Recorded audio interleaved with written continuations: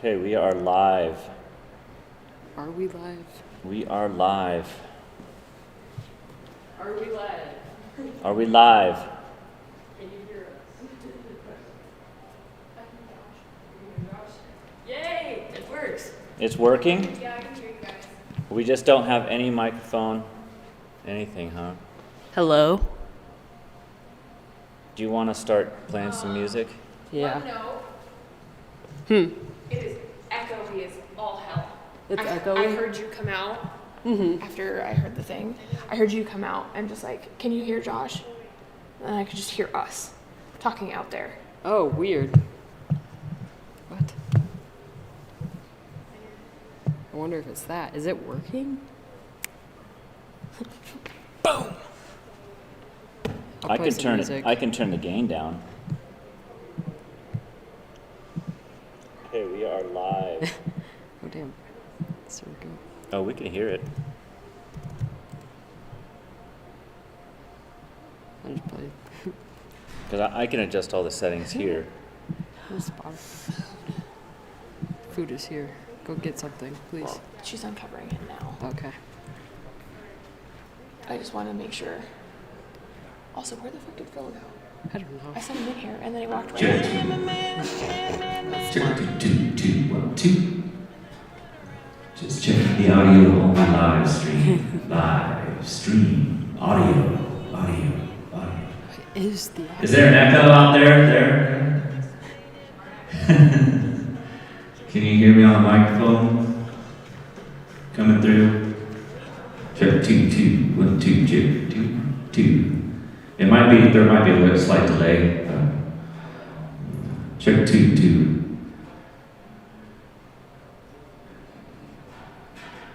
That's not too bad, do you think?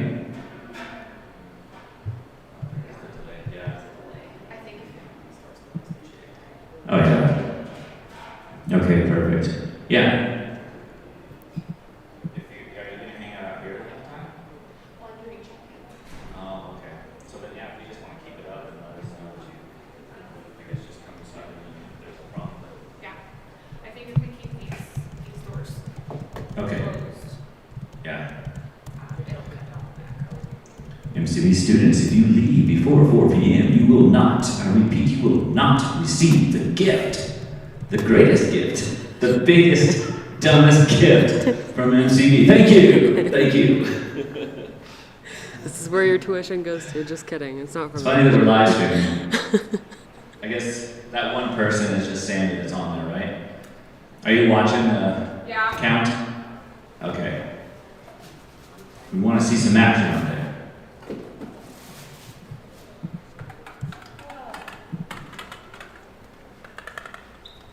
Have you heard anything that's happened in DeLong's class? He just messaged me saying kill all marketing material going out about my class. Like, what's going on? Because we didn't have a department meeting today, remember? Yeah. So I don't know what happened. Damn. Is that the... That's the virtual exchange. Go for Yeah. it. So that's the virtual exchange class? Mm-hmm. No, I did not. Maybe if Isaac shows up today, ask him. Does this also have the other... Ow! Son of a... Yep. Yes, it does! It's great. You can also take this part off and just have a little cap on it. Well, X also has one of these the little straw buddies Mm-hmm. at home. We don't have a straw big enough. And now you do. I know, a boba straw. Fresh It's gonna boba. get decorated. As it should. It's not gonna say innovation talk. Right on. No, I love it, but also it's not gonna say innovation talk. I worked so hard on that logo, Sammy. I know you did. But my stickers are more important.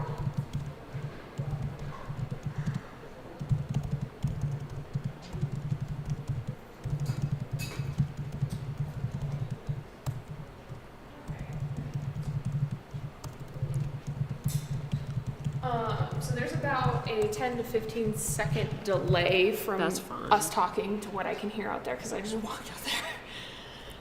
So maybe just like inform the people Yeah. that join on the live stream. It'll be a 15-second delay. Well, there's not any live component, so it should be okay. Yeah, but if They're not, it's like, just like asking the questions. lag between the slides Yeah. versus what people are saying True. type of thing. True. just a heads up of, hey, there might be a 10, 15-second delay. Mhm.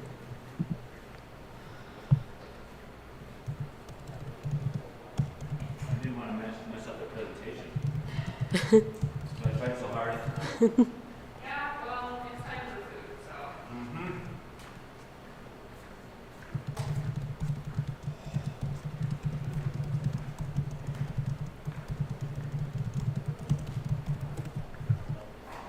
Damn.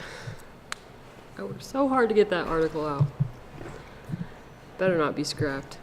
What? I'll be pissed. Oh, should probably maybe tell Gabby that we're good. Oh, shoot. Should we cut the live stream for now? I don't know if YouTube will cut it off because. But I think this is so cool. Got it. Yeah, what I love, like if you've got the iPhone, you can just add contacts and all those. Yep, there it is. Yep. Well, here is my old school. If they hear it, let's see. Perfect. Let me give you that one because that's the Ambry, which is where we Guess do we'll the find business out. incubating. So we put on a class for creatives. It's a 4-week web series. We did. Oh yeah. Can I Let's stay in touch. talk to you for a Okay. second? Yeah, I actually, I kind of. I'm just gonna mute the When you audio. get a certain age, you've had like 3 different backgrounds, and like it's just weird. And so, of all things, I used to do an art marketing class for the College of Art because they would have like if folks weren't teachers, and that was back when Etsy was a thing. Now Etsy is like Target, but Etsy used to really be a very like artisan craft space. And so I teach people how to do Etsy and how to get the marketing out and those kind of things. And this is a lot of years ago, but the idea was if you're not going to be an art teacher, what are you going to do? Let's give people some real skills. So I'd love to work with you. Oh my God. I love doing that kind I'm of also hiring like contractors to work with small business owners, facilitators for events. Yeah, let's chat. Seriously, I love that. And once you hear, I'm going to talk a little bit, but we're essentially, this is a co-working space. Right? So we have both, you know, like the WeWork. Yeah, okay. So we have offices that are very small, offices that are meeting, offices that can hold a company. We have retail space in there, and then we have like little hot desks. Yeah. You just go sit and work. So cool. And we're really prioritizing female and Latina-owned businesses to help. Like, so folks come in and they're just like, yeah, I'm a female-owned business. I'm like, cool, let's get your first month's rent free because that starter money is so hard to get sometimes. So that's been mine and my husband's passion is really to do that. So I bet you know folks who Well, and I also help a class at MCB called Small Business Counseling. So if you were ever interested in having like a team of students, help run a project for business, whether it's this or it's outlets. Well, and we actually, sorry, I don't mean to just like spin out, but I want to make sure I'm saving this because I haven't done that yet. But I have it edit. I think I saved it. Save as. Right? It's probably in there. I think it's in there. Good. Great. You had just said the cohort. We've had interns without us. We've actually hired every intern that we've had. But I sent it out and maybe I have an old contact. Yeah. But we do paid internships as part of it. Like there is some free where it's like we call it class time, and then if you're like working an event, it's paid. And so if you have folks like that, we've typically gotten people who are doing that kind of like hospitality, recreation, but really anyone who wants to see a business owner who is like, here's how you hustle, and here's how you do the paperwork, and here's how you do the budget in real life, and here's how you have to call this one grade 17 times. That's What? real. Yeah. What? Right? Weird. So Why is that like that? I think we definitely need to connect about this because we would. I actually teach here. My husband used to teach here, so that's kind of where our roots are. Are you into like arts entrepreneurship? I am history ed. It's just because that's how it is. Good to see you. Hi, Phil. Good. Back from holiday, so I know. Look at that. it was nice to have Brianna. Yeah. I wanted to follow up to see how that went. Yeah. And yeah, so we're doing some work with Rocky Venture Club to build our kind of innovation ecosystem, our startup. I don't know if you've ever read any Malcolm Gladwell, but there's connectors. It's people who connect other people. It's you. It's your skill set. You're a connector. That's your calling card. That's your calling card. I'm a connector. Wow, because I thought I was like an introvert. And there you No, go. well, I think you could be an introvert and still have the skills of connector. I think you could do both. Take the compliment. Just run with it. And I like Malcolm Gladwell, so I want to hit his tipping point. That's There you go. I know. I actually realized, like, being a teacher for 24 years, I'm like, I hit the 10,000 hours a couple of years ago. Oh, So I'm like yeah. talking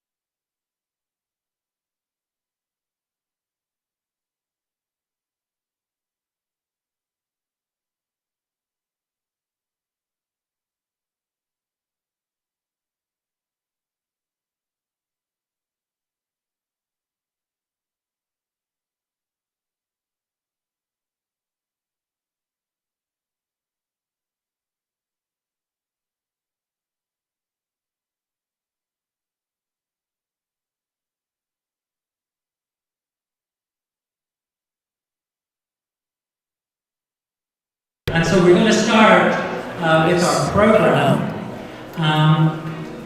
starting with Dr. Ken Colwell, who's going to provide a welcome to this event from the Monfort School of Business.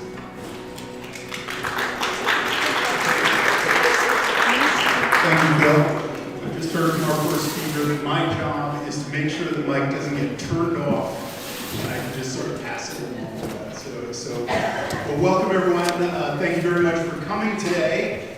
As Phil said, I am going to provide welcome remarks and not take up too much time because I've actually looked at the presentations and we have some really, really cool stuff going on today. We're going to see some case studies of entrepreneurship and innovative activities that are actually happening here at the university right now, as well as some discussions from both UNC and from our colleague to Ames about academic entrepreneurship and sort of how the university fits into the entrepreneurial ecosystem, which is near and dear to my heart. For those of you who don't know me, I was an entrepreneurship professor before I was dean. So this stuff is really near and dear to my heart, and it's very exciting for me to be part of this. So I'd like to thank Isaac and thank DeLong. Where's DeLong? Somewhere here. Thank you, DeLong, for putting this together. I am relatively new at UNC, and it's been really thrilling for me to come here and see how much we have going on in the entrepreneurship and innovation space. And so this is a big part of that. So I'm excited to hear more, and I'm going to turn it over to Lisa Lambert for our first presentation.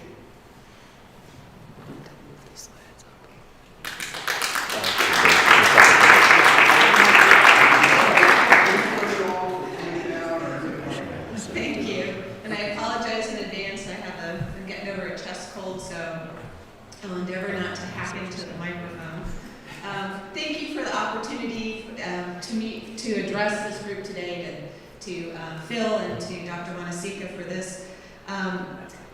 This is an interesting subject, empowering futures and unleashing potential. Sounds like a big fat claim, right? Well, it is. It is a big fat claim. It's exactly that. It is the outcome of what collaborative partnerships produce when community innovators and students meet in the classroom. And that's what I have the privilege to share a little bit with you today.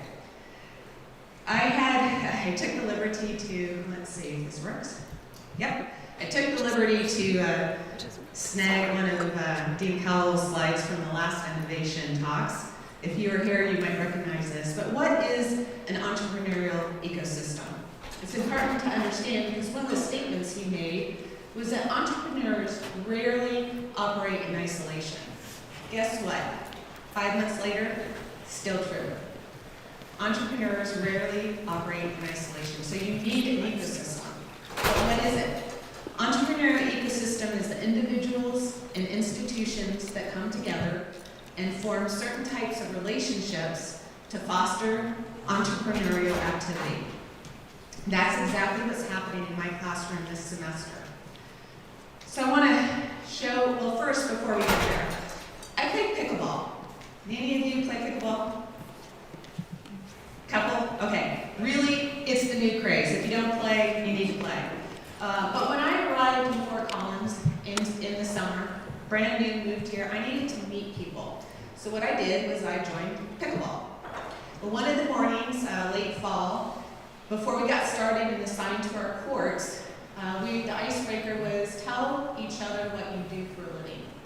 So I said, well, I'm a professor at UNC and I teach fundamentals of entrepreneurship.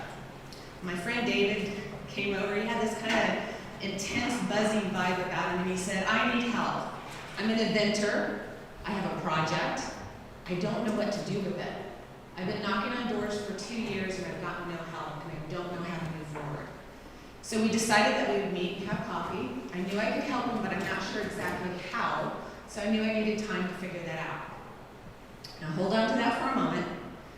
Shortly before this happened, I was asked to teach a class called Sustainable Innovation. Now this course was to integrate sustainable principles with the idea of innovation, everything from ideation to implementation. and to figure out how to mitigate the risks of negative impacts to the environment, how to enhance social well-being, and to definitely encourage the profitability, both in the current and in the future. So this particular class, here's a word slide of it. This is actually taken from definitions that the students made the first couple weeks of classes. We started delving into the underpinnings of what sustainability really is and how it impacts innovation.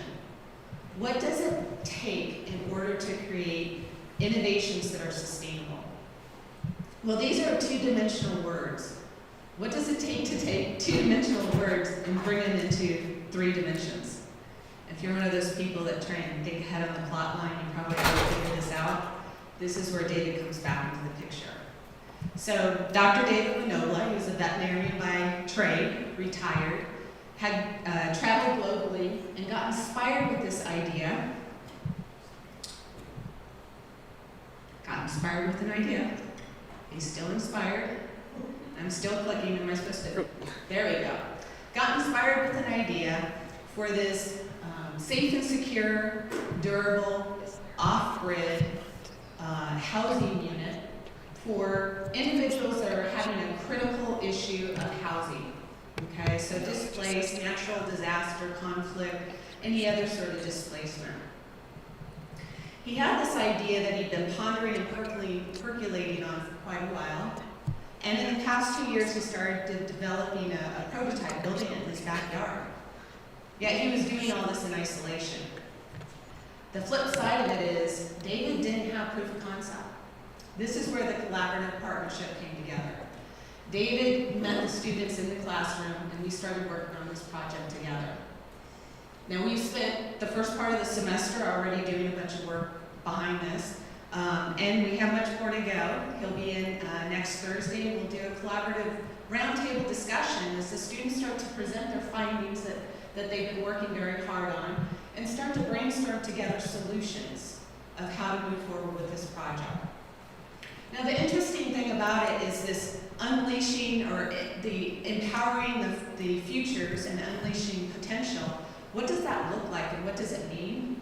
Well, it means that the students have not just a textbook that oftentimes is very linear, but a live project that's almost like a spaghetti model. If you've ever lived in hurricane areas, those are nasty. There's a lot of twists and turns, there's pivots, there's road bumps in the way, and in the process there's the practical application that they have of troubleshooting, critical thinking, problem solving, communication, teamwork, all that goes into it. And there's some skills and resources that they've been exposed to that they wouldn't have been exposed to with a traditional textbook. This project has offered them opportunities to learn about things that they wouldn't have seen before. And it gives them the leverage and the edge that when they get into the workplace, they have something to bring with them. On the flip side, what does David get out of it? Well, as an inventor, one of the things is right now he's not in isolation. Now, certainly his networking and relationship building can't stop in my classroom. It needs to go further, but it's a great start. And in his words, he says it's a game changer. He also has access to young, motivated, bright, smart students that provide insight and thoughtfulness, resource, and collaboration into his project to help move it forward. So this process isn't always pretty. From an instructor point of view, it's not always easy. Textbooks often give you pre-established activities, nice, tightly wrapped up that will fit into a classroom. Things are very clearly laid out. A live project you have to work through, just like real life, just like the workplace. So it's bringing forth this opportunity of an enriched, enhanced, immersive experience that both sides get to learn and bring something out of. This picture, hello. Okay, here we go. This is back in January. Some of the class took a site visit. We actually went and saw this prototype. With all of the scars, as you know, most innovators, there's some forward movement, some backward movement, a little pivoting here and there, some readjustments. Some of the challenges that David went through as he went to identify what resources were available. He had to revisit some of his assumptions, and then he also realized other opportunities. The end result is here we have this great enriching learning opportunity in the classroom, where students get enriched, encouraged, they have opportunity to give, and in addition, the innovator that gets the benefit of having a fresh perspective. So these are the benefits. And like I said, for an instructor, it's not always easy. There's a lot of work that goes into this, not for the faint of heart, but for that benefit to the students and the benefit for the entrepreneurial enhancement, it's priceless. Nothing could be better. So I would say that a healthy, vibrant entrepreneurial ecosystem might have occasion to meet on the pickleball court, but it shouldn't happen just there. If you have a project or you know somebody that has a project that needs help, I encourage you to reach out, let me know.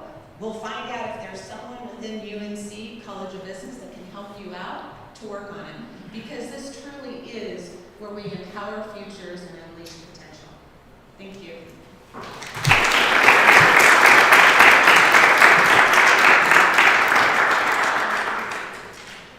It is Kelly Cook. Kelly. All right. Thank you. Yes. Hi friends, my name is Kelly Langley Cook. I'm not gonna lie, I'm a little nervous because I'm from the history department, and so please don't ask me any math formulas to prove my credential. I'll even tell you today why I don't have that credential, and that's okay. Oh, is it going on its own? I got it. Great. No, I don't need a picture up there anymore. You got it. You do it. That's Okay. perfect. Okay, so next one. So all of you probably know that being a history teacher pays really, really well. Therefore, my husband, who was a philosophy teacher, and I decided about 20 years ago we needed some side hustles. And we love the city of Greeley, and I love UNC for exactly this kind of collaboration and being invited to be a part of this in the city of Greeley. It's so cool. So I don't know if yes, that's great. Just I'll pretend. I'll point like that, and then you got it. Okay. So our first venture is called the Atlas Theater. I'm just curious if anyone's been to Atlas Theater or John Gall on 16th Street across from Roma, where you've seen it. It's got the big garage door and a mural by Bentley Coons, who is a local artist.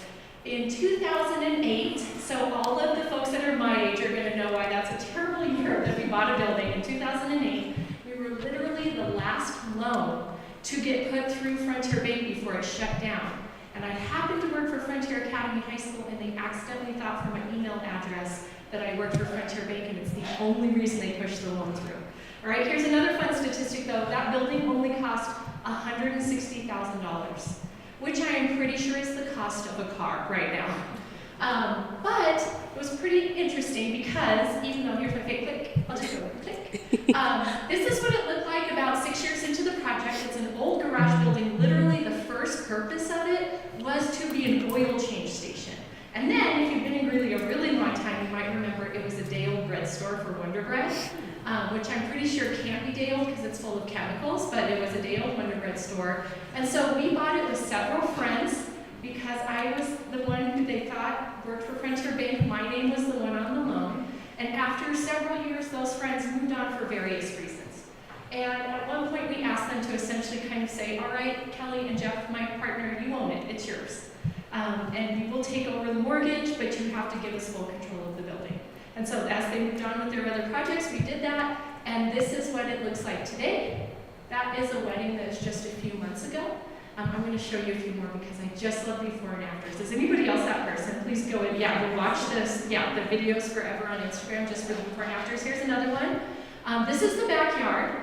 When we had the COVID shutdown, being primarily a wedding venue, quinceañeras, graduations, you can imagine that that was not super great for our business. We had to refund every single wedding for a year because we felt like that was the right thing to do and hoping that that would build our reputation. We had a backyard that looked like this that indeed had some folks who were unhoused living in the back, and now it looks like this. So we built out the fence. It actually has a really cool labyrinth in the back here. We'll do another one. These are several of our events that you can see. One of the purposes that we had of doing this building was that it would be a total multi-use space. So I put on the advertisements for the most transformable space in Greeley. You can have belly dancing one night, a jazz concert the next night, a graduation party the next night, a city meeting the next night. So we have tons of ways to do that. What's next?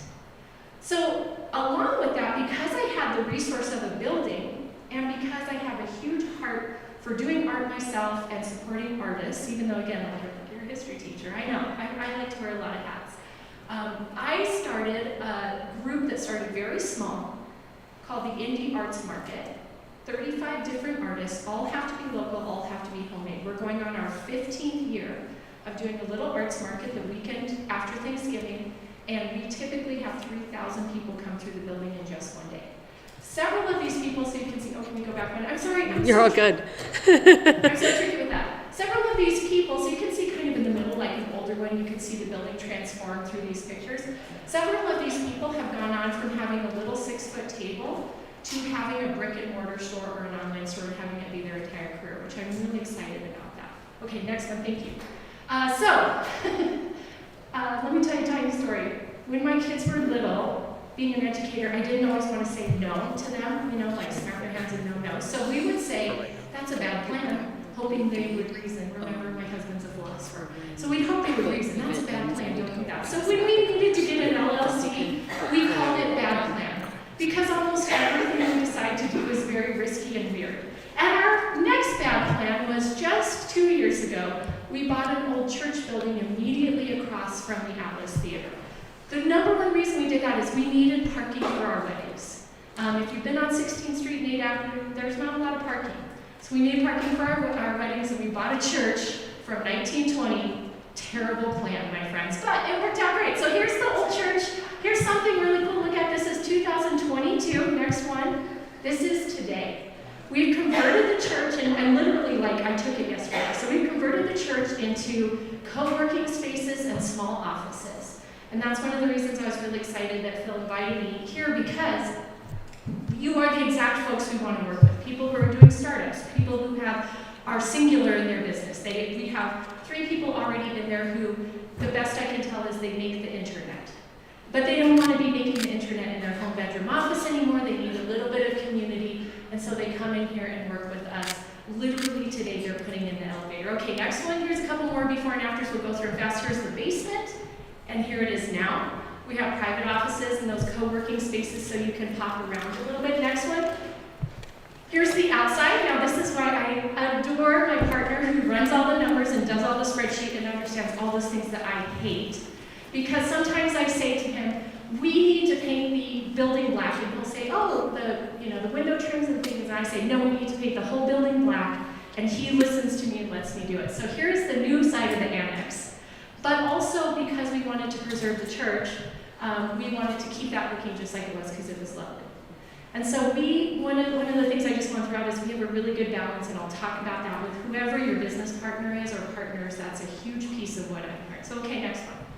So I am a teacher, and one of the things that I talked to Phil about, because I got very nervous, and Phil was wonderful. I got very nervous about what should I say. I don't understand the business world. I don't have an MBA. I don't have that background. What I do have are people skills and creativity, and that comes from my time in the classroom.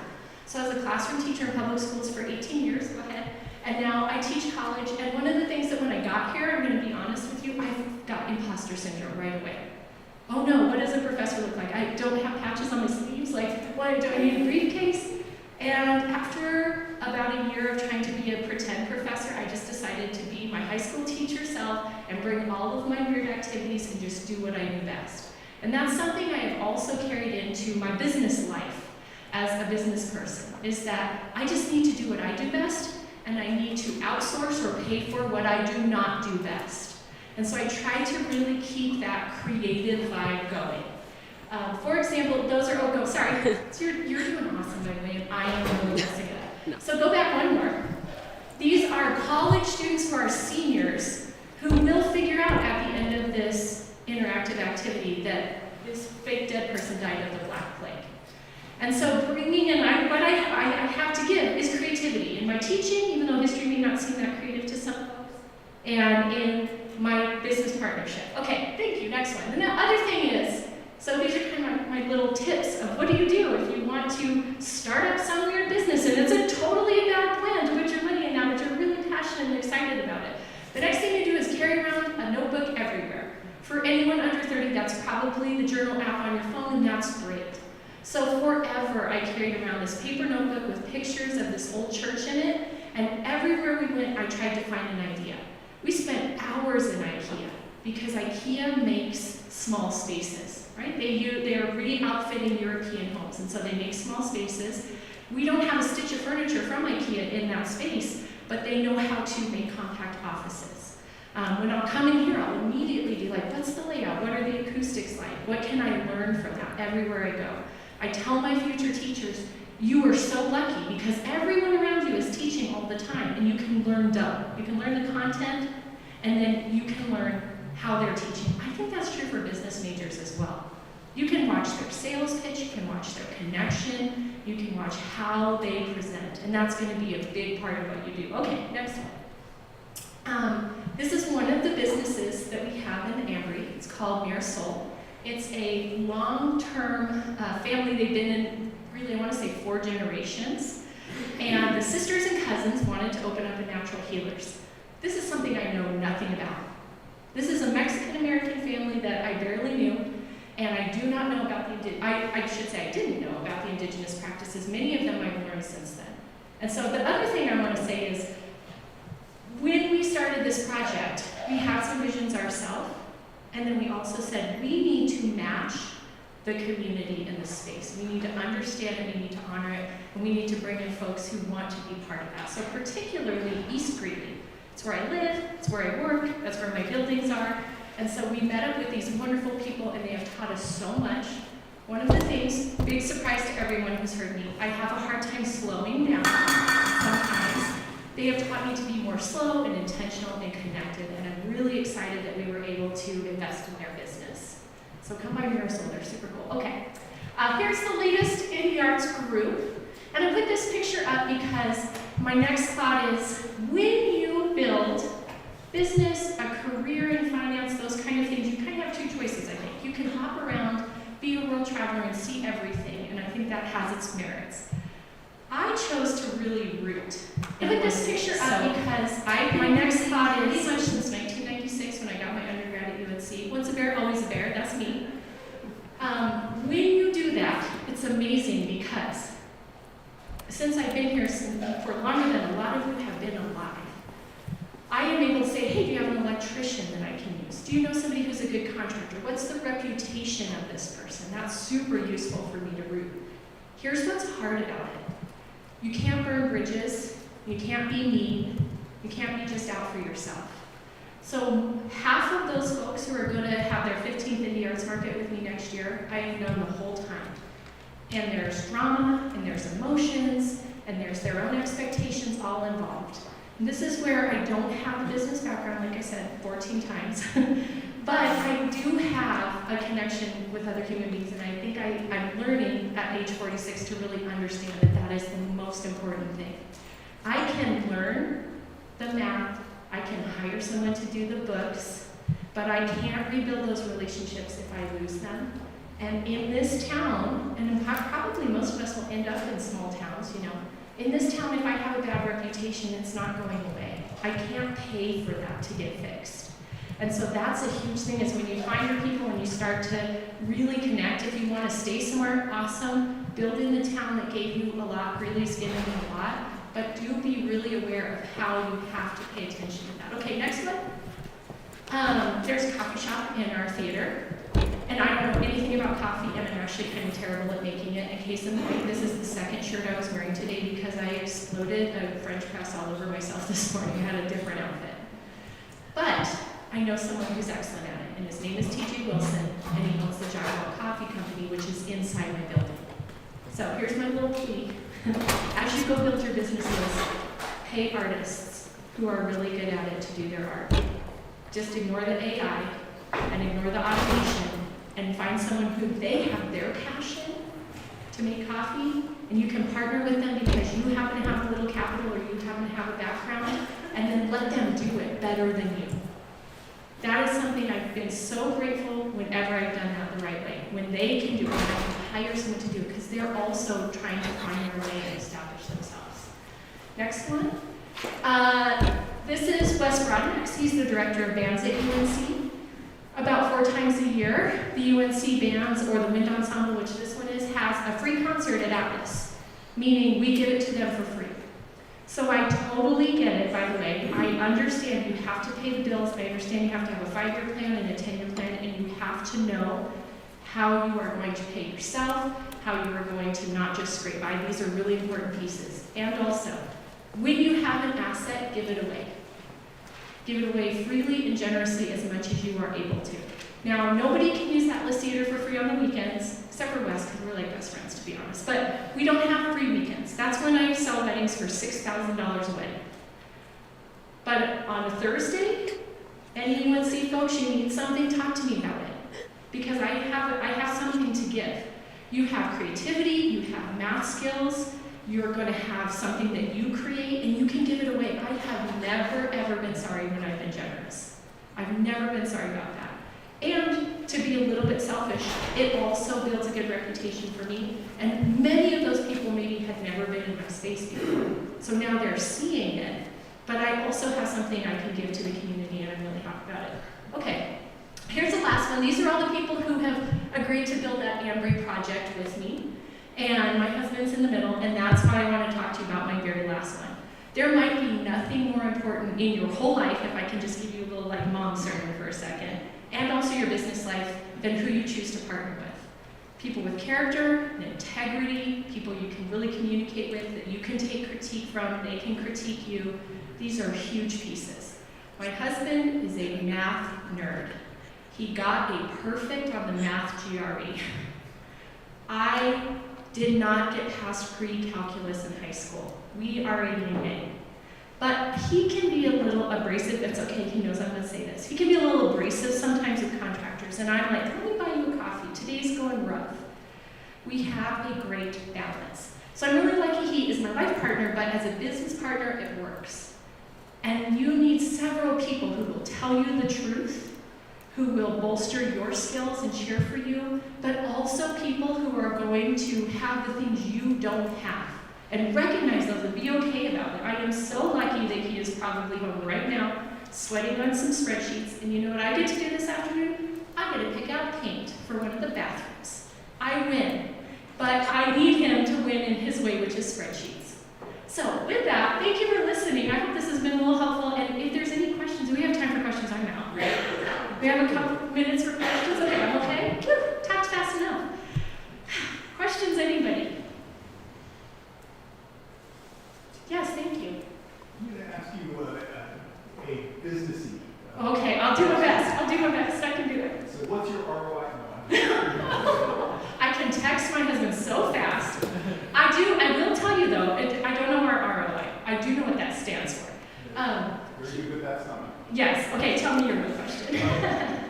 So one of the things that I find that nascent entrepreneurs often get stuck with is going from an idea to an opportunity. Yes. So a lot of people have ideas. Yeah. Look like you have ideas, and they seem crazy probably to most people.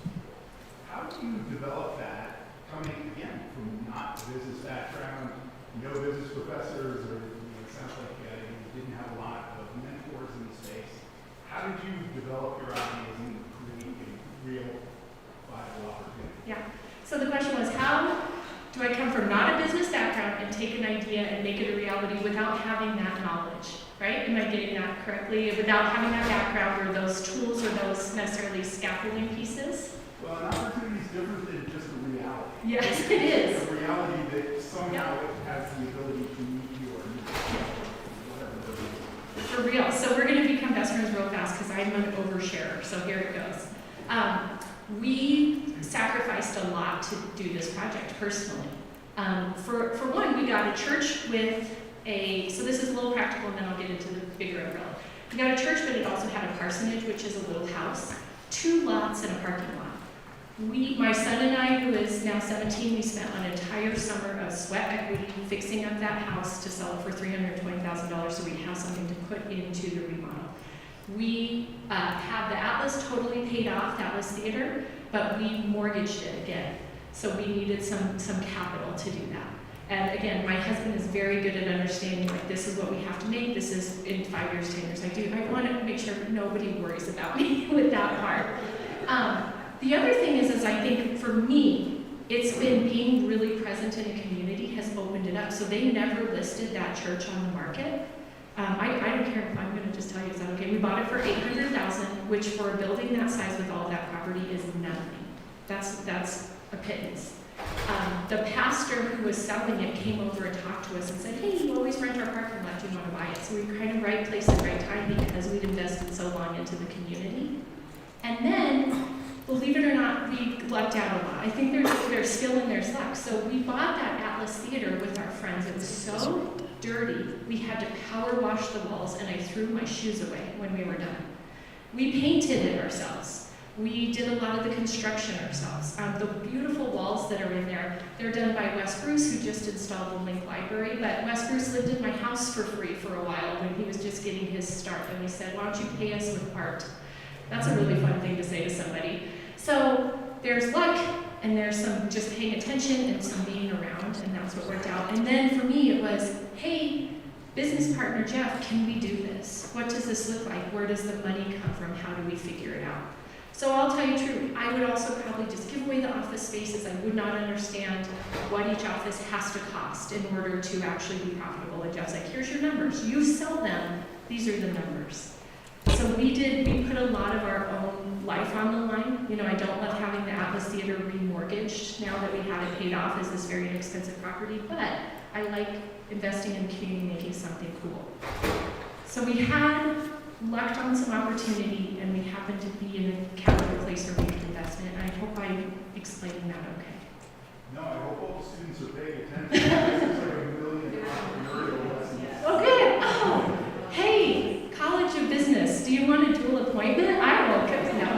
So here's my last thing, and I'll quit. I'm sure I'm out of time now. There's a lot of prizes, because I love prizes. They're at the front door. There's some pens from me. I'm bringing some stickers for Atlas, bookmarks for Indie Arts Market, but I have coupons for folks to try it out. If you or somebody you know needs that workspace, I would love to give it to you for a few weeks and just let you see if it's a good fit. We have a couple of master's students, for example, who just need, it's 24 hours access, so they just need a place to be. And I have no sales pitch on this, really. I'm not trying to, like, now you've opened your kit and you have to buy it. That's none of that. It really is just that I was excited to work with business folks who might say, yeah, I have a startup and I need a space to be. And so you can have a little coupon if you like one or pass it on to a friend. It's right up there. So thank you for your time and asking questions during the breaks. I would love to stick around. Thank you.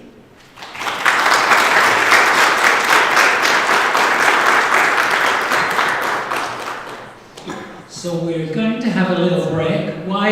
And there's still quite a bit of food over there. So students descend on the grub and people network.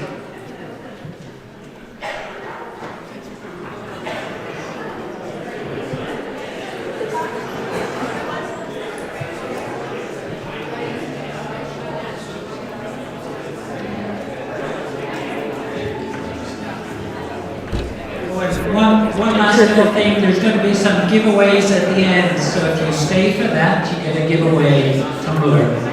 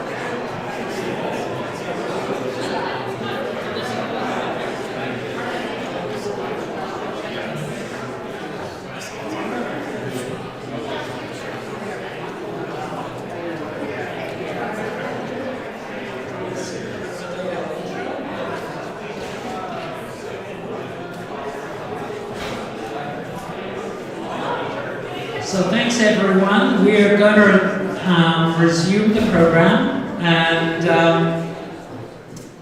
very exciting to bring on Dr. Laura Stewart, who's going to talk about some of the research that she's involved in here, that's in the health and wellness field. Interestingly,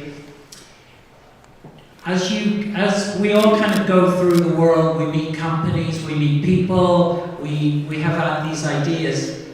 Think about the kinds of connections you can help make, or the connections you would like to make, that can open doors for yourself or for others. And that's one little point of connection with Laura here is introducing her to a company that in Greeley, I thought there might be a fit. But I'm going to leave it at that, and I'm going to hand over to Laura.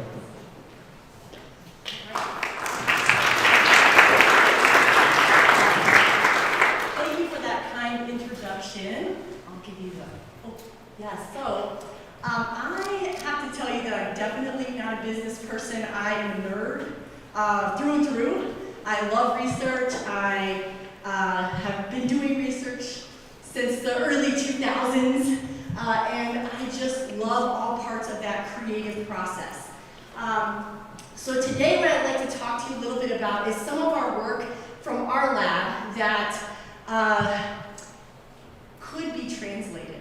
And I feel like as a lot of researchers kind of enter this next phase where universities are changing, landscapes are changing, we have to do a little better job, or a lot better job, of not only doing the research and getting the publications and getting the grants, that's what we're good at, we have got to do a better job as translating what we do into something that's usable for the community. And so for me, as a researcher, when this opportunity came along, I was like, oh, this is fantastic, because this is kind of what I would like to start moving toward. And I feel like the more we can translate all this research that we're doing and we're paying for, the better we're going to serve our community.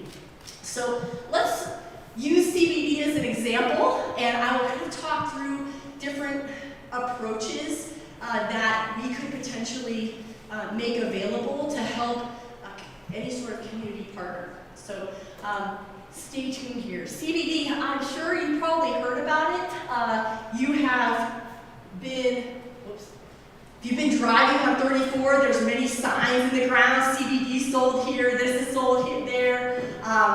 Many people take CBD not knowing what it does.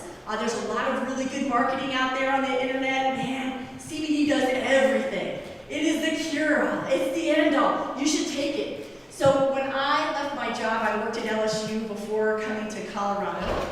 My boss said, what are you gonna do, go to Colorado and study weed? And I was like, yes, I am. I'm very excited to study weed.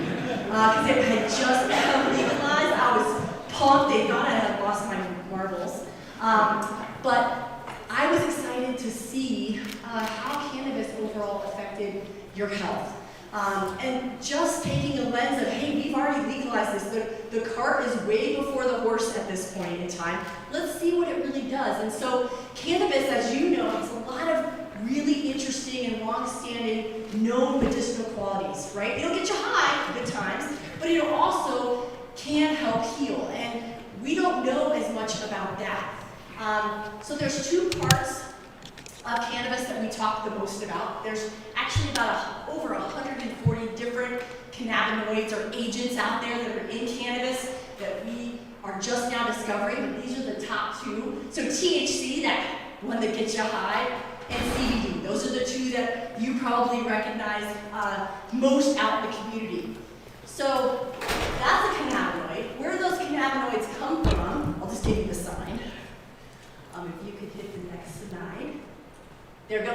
So it comes from hemp. Hemp was legalized in 2018 and through the Farm Bill, and lo and behold comes CBD, right? The sober cousin of THC, right?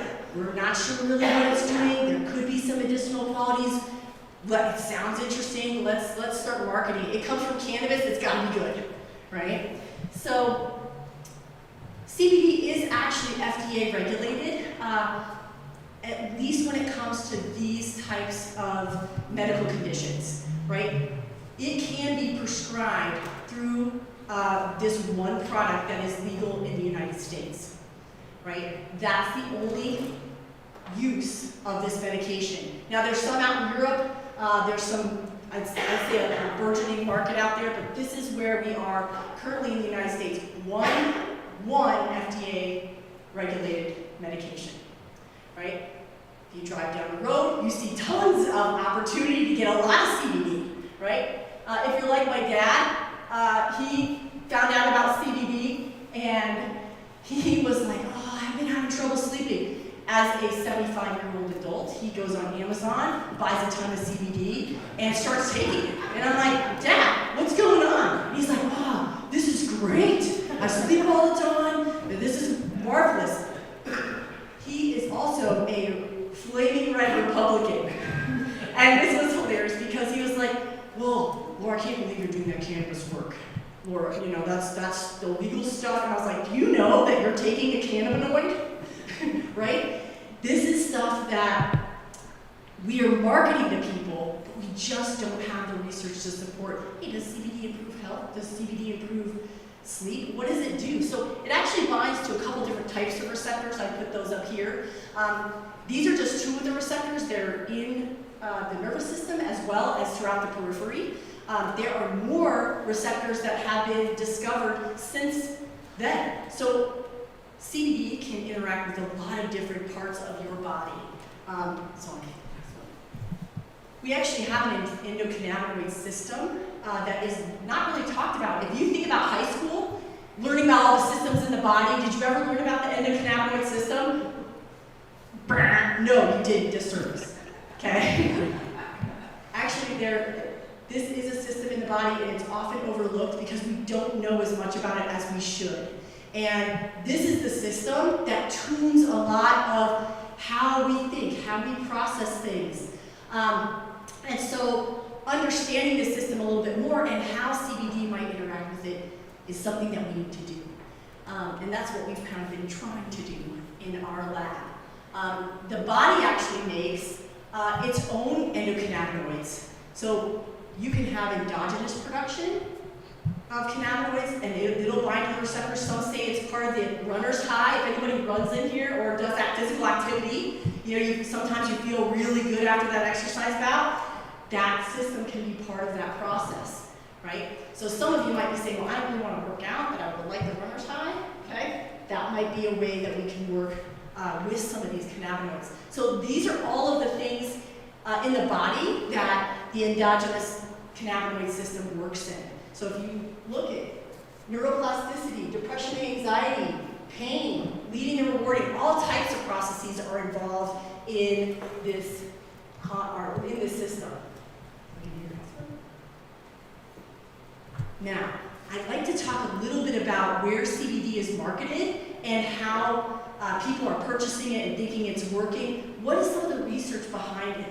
One of the biggest areas for CBD administration is actually with traumatic brain injury. And I gave you this really busy slide because I wanted to show you that there's really not that much research. These are all animal studies, right? These are animal studies suggesting that CBD, when given acutely, could actually reduce concussion and damage from traumatic brain injuries. So they're doing actually quite a lot of work in the NFL and at least around the area of concussion, because they're thinking that maybe CBD could help be at least something that could help control this type of damage.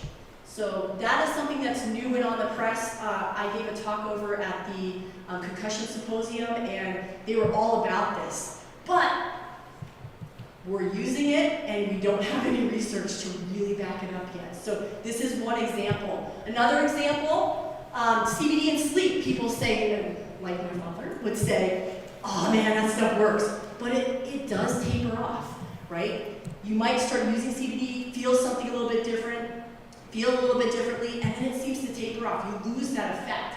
So there's some research saying that it can improve sleep, and there's some saying not so much. Those of you that smoke pot or use cannabis might find that you sleep really well, right? But we have research that shows that you feel like you sleep really well, but actually getting into that REM sleep, you're not doing as much of.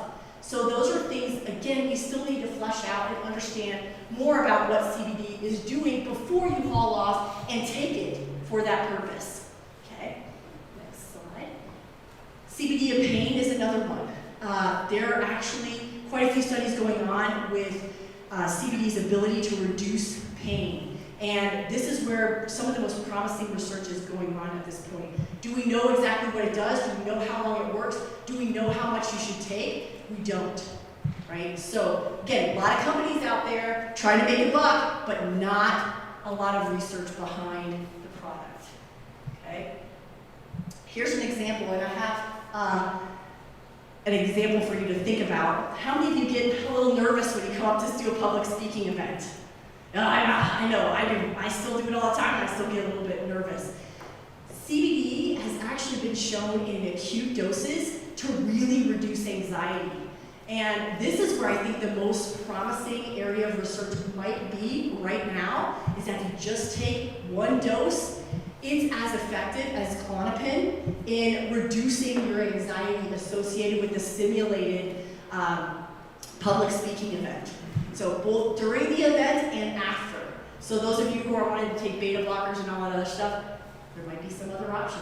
We haven't fully explored it yet, right?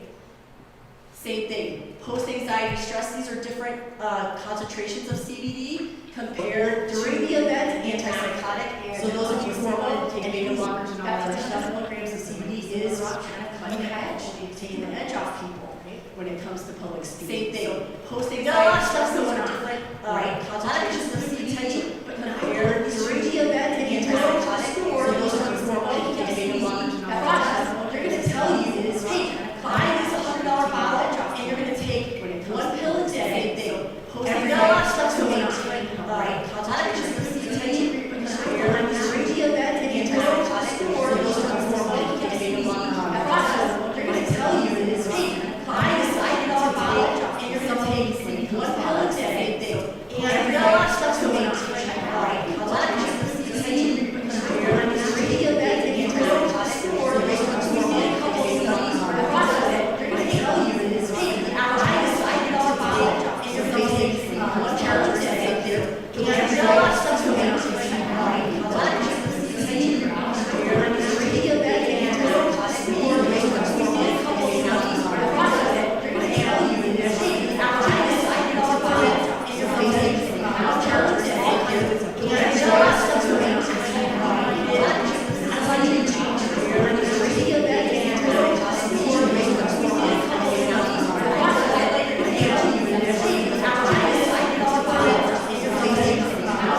So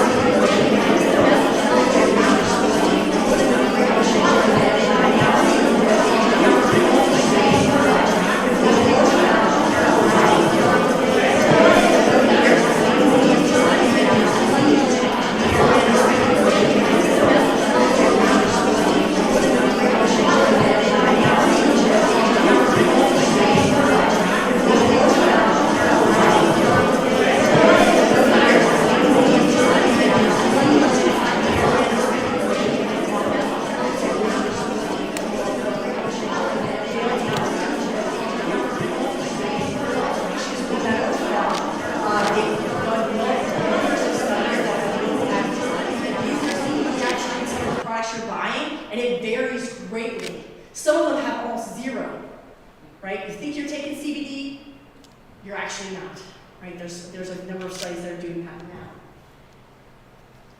On top of that, if you are an athlete or if you're subjected to drug testing for your job, right? Some of these products are actually using full body cannabis, full spectrum. There's THC in there. You're gonna pop up on your drug test, right? Especially if you're planning on working in a state where it's not legal or it's not appropriate.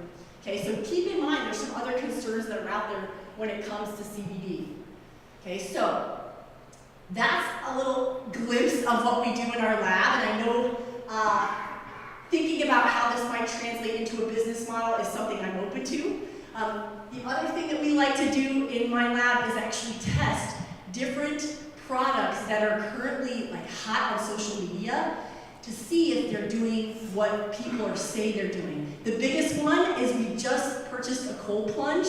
We have it in Gunter Hall, and we're actually testing people as to whether or not it improves attention, focus, depression, as well as immune function. All those claims that if you do a quick Google search right now, you will see, right? Same thing with, it's called cyclic hyperventilation. If you've followed Wim Hof, he is someone who recommends jumping into cold plunges and doing all these breathing techniques, and they're gonna make you healthier.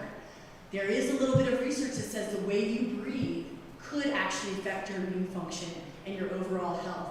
And so we're actually doing quite a bit of work in this area as well. So that's kind of what we're exploring right now in our lab. And this is just a picture of our group. We've got a lot of people who are really excited. We know how to do the research. We can definitely offer that as a service. If you need to determine outcomes related to health, fitness, performance, immune system function, we can do it. And I'm willing to, offer that to the community if you want to take advantage. All right, thank you.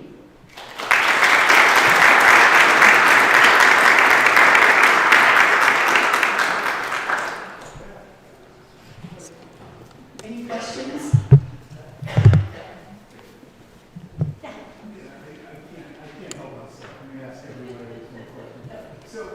So many young people now are interested in being cannabis entrepreneurs. Yes. It's a big thing. And you're sort of saying, hey, some of this stuff might be a little bit responsible. What would you say if somebody was interested in looking at CBD as a product, as something that they sell? What is a responsible way to approach? I think you have to try to find a company that will invest in some research. There are a lot of CBD companies out there that will not, but Vantage in Greeley is willing to invest in some research. And so I like that, and that they're at least willing to put something behind the claims that they're making. There are a lot of companies that are just about that bottom line, and they can care less because they're making a lot of money. But I think ethically, thinking about at the end of the day, you want to be selling something that improves lives, at least if you're in the right intention. So that's what I would recommend. Find an existing company that is doing some of that research. Any other thoughts or questions? Yeah. I'm not too sure this is an easy one, but I was kind of curious about the L-dopamine and its effects on Parkinson's disease with the basal ganglia and all that kind of thing, versus some of these big drug tests like citalopram, for example, depression drugs. Some of these big pharma companies put a lot of research and stuff in that, and all of a sudden they're looking at something that competes with hip growth. Yeah, I think your comment's well taken. I'm actually an exercise physiologist, so I like to use exercise for everything and physical activity. And if you look at the market for antidepressants, if you're mildly to moderately depressed, one of the best things you can do is to get outside and become physically active. It's equally effective as some of these drugs that are on the market. And to me, that's a disservice. You want to try to get somebody to take medication when they can do something that's very holistic that will at least help them with their condition. So as far as Parkinson's goes, definitely not an expert, but I think that there is an opportunity for us to really explore what cannabis can do in a medical environment if there's just a willingness to do that. And there's so many regulations, our hands are tied almost. It's really tough to do work in this area. So yeah. Thank you. All right, I'm getting the red sign. I guess I'm done.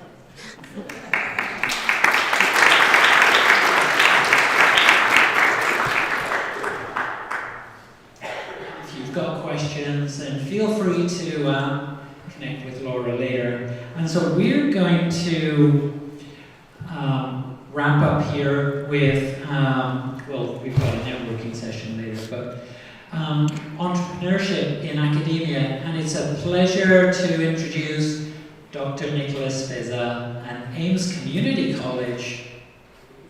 Thank you so much. Good afternoon, everybody. First, thank you to our friends at the university and at the city for putting this event together. Very honored to be here and talk with you, but I don't know who you are. So can we figure a little bit about who's in the room first, please? How many of you are first-year students? Thank you. Second-year students? Third? Fourth? Excellent. How many of you took a course with Ames somewhere in your career? Good handful. Excellent. How many of you already run businesses? How many of you run businesses that make over $1 million a year? How many of you run businesses that pay you the amount of money you want to take home?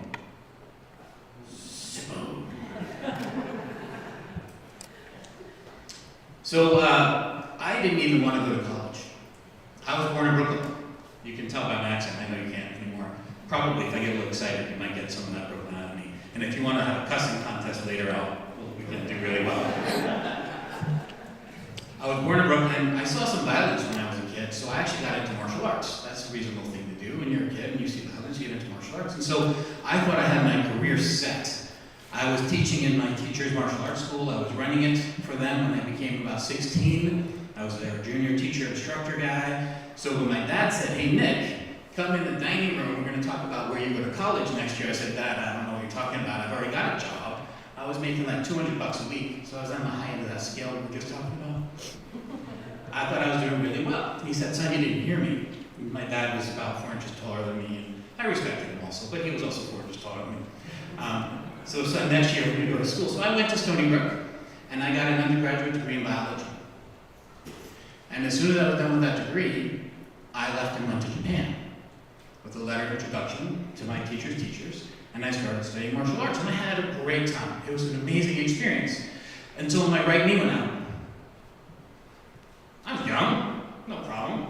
You can protect one knee, right? Put the other knee forward. Then my left knee went out. Literally on the other side of the planet, without a leg to stand on. But what did I have? My dad forced me to get that bachelor's degree. So I had a bachelor's degree, I had education. I'd already been running a small business. So I started, Nico Nico, you got what it is? Nico Nico means happy face in Japanese, and my name, Nico Nico, you can say it. I'm going to explain all of it. I was forced to become an entrepreneur. Because bodies are the way bodies are. I have metal parts, and I still function, but I'm not a martial arts teacher anymore. I'm certainly not getting in the ring with anybody in the mixed martial arts world. The stuff has changed. I don't know what people are doing in the ring, but they're pounding and grinding, and that's not what I grew up with. My point, though, is education is always there. Education is the foundation that we build on. Sometimes it's a course. Sometimes it's a seminar. Sometimes it's a conversation. Where do we get what we need to be entrepreneurs? What does it mean to be an entrepreneur? I'm asking, what does it mean to be an entrepreneur? I just heard there are 4 years of really experienced business students, and I know there are a bunch of faculty. Faculty, you're not going to answer this, I know that. What does it mean to be an entrepreneur?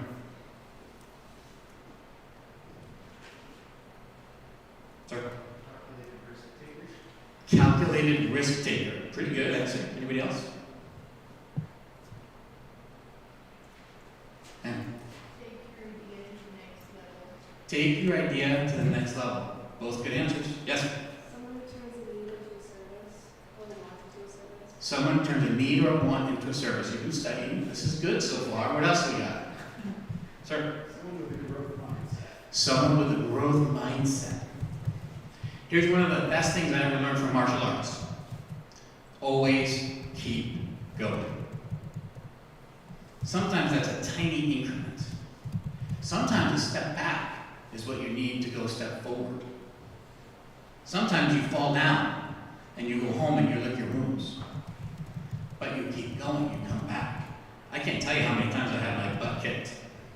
Probably could, but you don't want to hear all the stories. Some of them are good, some of them are not too good. Here's what I hear from entrepreneurs. I also am chair of a regional effort in northern Colorado called No Code Works. We are developing an ecosystem of relationships with the universities, the community colleges, the chambers of commerce, the K-12 systems. We're all interested in the same themes. What does success look like for you all? And here's what I hear. I want to own my own business. How many of you want to own your business at some point? A few of you. Do you want to own your own job? Do you want to have a set of skills where you can charge for your time and you can make whatever you think a reasonable lifestyle is, $100,000 a year or some number that you can take care of yourself and your family? That's cool. Is that entrepreneurial? Yes. But I'm going to tell you this. 65% of the kids who are going into grade school today are going to have a job when they enter the workforce that does not exist yet. Let's say that again. 65% of your little brothers and sisters are going to have a job that doesn't exist today. How do we prepare for that? Growth mindset, finding value, taking steps forward. Those are skills that will always be valuable. Do I need to know calculus? Oh, by the way, I graduated and I now have a doctorate and an MBA and I've done some cool stuff, but I graduated with a 2.56 GPA. Not that that's something I should brag on, but I failed calculus. Twice. I was a knucklehead back then. I thought I was a fitness guy. I thought I was a martial arts guy. I wasn't studying. Somehow I got through because I took it 3 times. It's okay. But what's going to make us successful is that thing that we keep showing up for. Now, let's talk about the elephant that we haven't talked about yet. AI. Ooh, I should hear a bunch of I'm not going to ask who in the room is using AI or not using AI because it's still a space. I use AI. I've been using AI personally for small business projects on my own in my personal life for about a year. I feel like a confession. It's a confession. I use AI. Not only do I use AI, I started to get good at it and I started to realize why it's so dangerous. I can create an avatar of a person and you would not know it was not a real person. I'm not an IT guy. I'm a management guy. I like to build organizations and help people be successful and build business plans and business. I can now do all the scary technical things, and I did. I created a model of a young woman, put her out on the internet, and all the 50-year-old men flocked to that image. So I'm saying that because it's that easy to do. It's that easy to catfish. It's that easy to hide it. But here's something else we all need to know. AI is not going away. We're going to need how to learn how to use it properly, respectfully, and integrate it into what we do. I'm really proud of Ames Community College because we now have 3 tools that we have approved for use for our faculty and staff. We use Gemini, OpenAI, and AI Read. So we can take minutes from all of our meetings now without a person scribbling or typing. Especially our Zoom calls, we capture them all, and we get print out. not a ton of print on it anymore, that tells you my age. It comes to me electronically, and I can now file it into a folder. But I have those minutes. Then I can edit them, or have one of my teammates edit them and put them where they need to go for the team to use later. I have now generated 2 business plans for units on my team with AI tools that my college has approved for me to use. Now I'm going to ask, any brave souls want to tell me who uses AI? Oh, so many brave souls. Start over here. What are you using it for? To like review emails and like, papers I have done, just to make sure my grammars are all right. Nice. Cool. What other uses? During lecture, my professor asked us to ask ChatGPT and Gemini for more in-depth answers and deeper answers than Google would give us. So your professor's saying, here's AI, use it in these ways. Yeah? Awesome. What else are we doing with AI? Anybody? Phil? You all know Phil? Phil works for the city of Greeley, so I'm getting him in trouble right now. Yeah, I like to create ideas with it, so I'm often giving commands to come up with catchphrases, come up with concepts, come up with, not that they're always that good, but sometimes they spark things and I can put things together. And I can talk with it the way I might talk with you. And in the process of engagement, I'm having more productive interaction. So I kind of like it for that. Thank you. Anybody else have a use that you think is maybe unique? No? Okay. Why is this important? Why am I throwing that at you on top of all my story? AI is going to do for our culture what the Gutenberg printing press did, what the Ford production line did. So I'm a big believer in democratic opportunities for education. AI is the democratization of knowledge.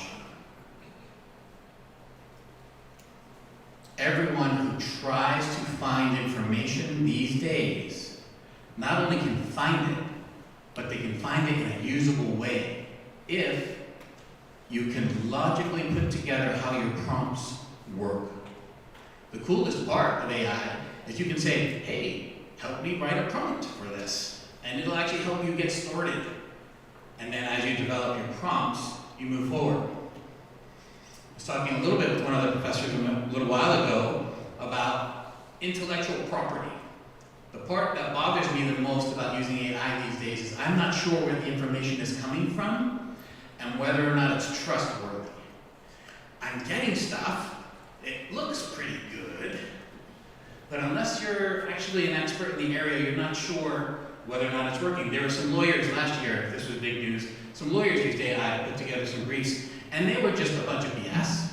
But it looked good, and they submitted them, and they got fined $5,000 each because it was BS, and they didn't do their homework and actually review and make sure all the case studies were accurate. So AI is a great tool. It's coming on really fast. A year ago, when I started working with AI myself, it was basically ChatGPT. My colleague and friend put together a video a couple months ago just for fun. And he had Barack Obama and Joe Biden arguing over what we're going to have for dinner. And one of them was going to have franks and beans, and the other one was going to have hamburgers or something. And when he showed it to me, I couldn't tell that it wasn't a real argument from these two gentlemen. AI is also deceptive. I've said that before. I've said it again because why? Because it's deceptive. It's deceptively easy. And it doesn't have a solid base yet. It's also culturally diabolical. AI is only as good as the database that it can read and give back to you. So whomever created the data, the people who have had access to the online information systems and put stuff out into the internet, those people have populated the space that AI now calls things from. So when you ask for, give me a picture of a doctor, guess what you're going to get? You're not going to get my 14-year-old daughter who might aspire to be a doctor. You're going to picture a guy, probably a guy who looks a little bit like me, and that's not accurate anymore. So as we're playing with these tools and being entrepreneurial in our space, we need to understand what we're drawing on. Now I want to make just a couple more points before I close. One, entrepreneurial energy comes. We heard some great stories of a history professor who's a kick-ass entrepreneur, but may not like calling herself that yet. That's true entrepreneurship. It comes to those of us who it comes to, and that will happen. But if you want to make a difference in the world, you have to talk about being able to disrupt an industry and or scale. You can own your own job and make that $100,000. You can run your coffee shop, and that's great. But if you want to make more money, you need to own 3 or 5 coffee shops, right? And that's great. Nothing wrong with that. I encourage that, especially if you're a coffee drinker. I met a pizza maker who has 5 pizza shops at lunch. That's an entrepreneur. They have 5 pizza shops. They went from making $300,000 to $2.5 million over the past 5 years. Scaling. Economies of scale, not just in purchasing, but in reaching your market.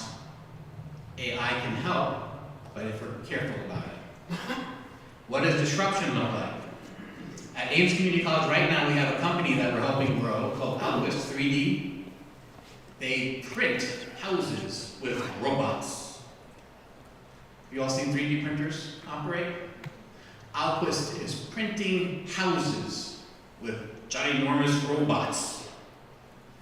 That is very cool because the price point of those houses, just like the example we saw earlier, is much, much more affordable. They're working with Habitat for Humanity right now. They have a plan to build almost 500 houses for this community in northern Colorado over the next few years. What do you think that does to the manufacturing and construction industries? They're pulling their hair out. What are we going to do with this 3D concrete printing robot? I tell you what they need to do. They need to learn how to use the 3D concrete printing robot and pull it into their industry. My message to you, like my story, is life's going to be full of ups and downs. For anybody who's truly an entrepreneur, anybody who's truly going to be inventing things, anybody who's truly going to be carrying the world forward to a more democratic landscape, to a more accessible landscape, it's not easy. You get in the fight, and you stay in the fight, and when you get the bleep kicked out of you, you go have coffee with your friends over at her place, listen to some music and look at some art, and then go back in the fight the next day. And maybe the most important lesson I've ever been taught, write it down. Use AI to write it down. I now pull out my phone and tell my phone what I'm thinking.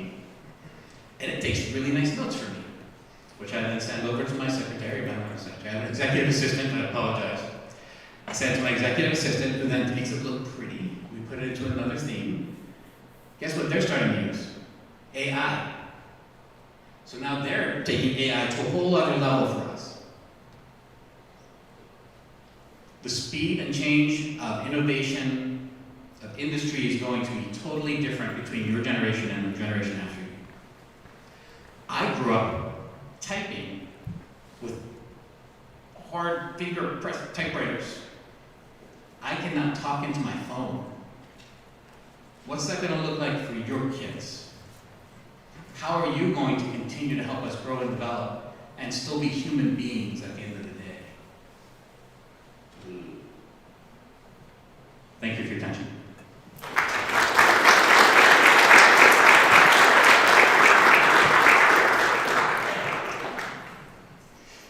So now everybody, it's open networking time.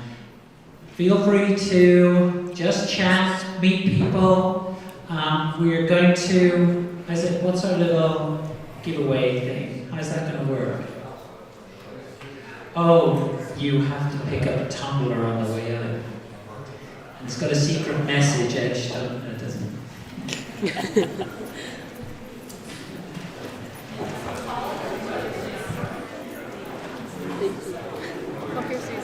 Great job. Just go. Yeah, that'd be great.